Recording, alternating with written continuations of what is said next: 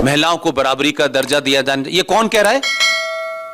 ये विश्व के वो देश कह रहे हैं जो 400 साल की अपनी आजादी में एक महिला को अपने यहां राष्ट्रपति नहीं बना पाए, वो हमें जेंडर जस्टिस बता रहे हैं।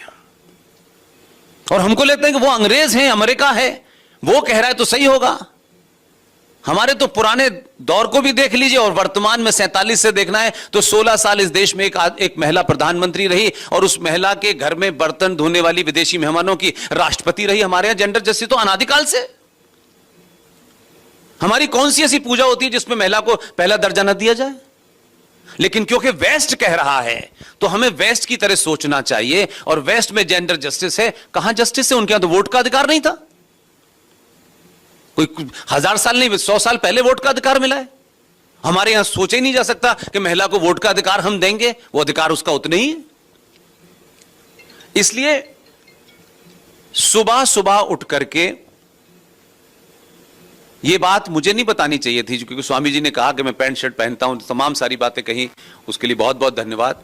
लेकिन वस्त्र शायद किसी खास अवस्था में पहने जाएं, क्या पहने जाएं वो एक अलग विषय है, उस पर नहीं जाना चाहता। हमको कहा गया कि साहब सुबह उठ करके सूरज को जल चढ़ाना चाहिए, कहा गया ये।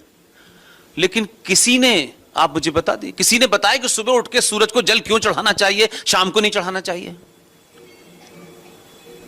किसी ने नहीं बताया आपको क्यों चढ़ाना चाहिए? सुबह सुबह उठ के सूरज को जल चढ़ाना चाहिए, क्यों चढ़ाना चाहिए भाई? और वो जो 5 तत्व हैं वो हो सकता है उस वक्त के ऋषि मुनि को पता हो, लेकिन वो कन्वे नहीं कर पाया, क्यों? हमारी मानसिक अवस्था नहीं थी कि वो हमको साइंटिफिकली समझा पाता। इसलिए उसने समय के हिसाब से कि कभी 100 साल, 200 साल, 500 साल, 1000 साल के बाद लोग इसको उस तर्क पे समझेंगे जो वो करना चाहता था। उस वक्त शायद हम नहीं विकसित थे कि वो हमको इतना क्वालिटी समझा पाता। उसने सारी चीजों को सिंबल से जोड़ दिया और हमने सिंबल को पकड़ लिया है, हमने उस तत्व को अभी भी नहीं पकड़ा हमने। तो सुबह उठ करके सूरज को जल इसलिए चढ़ाना चाहिए कि जो पूरा पर्यावरण है, जो रात भर कार्बन डाइऑक्साइड देता है, और जब सुबह सुबह वही पेड़ जैसे ही सूरज की किरण निकलती है वो पूरा का पूरा पर्यावरण और ऑक्सीजन देना शुरू कर देता है। और उस वक्त जब सूरज की किरण निकलती है और ऑक्सीजन से टकराती है, और आप जब सूरज की तरफ देखते हैं और जब जल चढ़ाते हैं, आंखें खोल के, आंखें बंद करके कोई जल नहीं चढ़ता है। हमारे यहां लोग नीचे करके जल चढ़ाते हैं, उस धार की तरफ देखना होता है। आपकी आंखें दोनों उस पानी से भेदती हुई सूरज की तरफ होती हैं, और उस सूरज से जो किरणें निकलती हैं वो पानी एक जगह आती हैं और आपके यहां पे लगती हैं। तो जो अग्नि आपको पूरे दिन के लिए, शरीर के लिए चाहिए होती है, वो सुबह सुबह चार्ज हो जाती है। इसलिए देना चाहिए, 12 बजे नहीं देना चाहिए। और उन 5 तत्वों में फिर कहा गया वायु। आज हमारे यहां क्लाइमेट चेंज की हजारों दुकानें खुली हुई हैं, विश्व में करोड़ों रुपया इस पे खर्च हो रहा है क्लाइमेट चेंज के ऊपर। पर्यावरण मिनिस्ट्री भी हमारे यहां बनी हुई है। लेकिन वो ऋषि मुनि हजारों साल पहले जानता था। उसने आपको शायद साइंटिफिक तरीके से नहीं समझा पाया होगा, लेकिन उसने ये कहा कि पूरे ब्रह्मांड में एक ही पेड़ है, इस पेड़ की पूजा करना।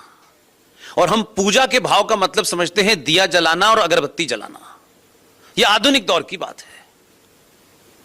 जब उसने कहा कि उस पेड़ की पूजा करना, तो इसका मतलब है उसकी केयर करना, उसको साफ रखना, उसको जल देना।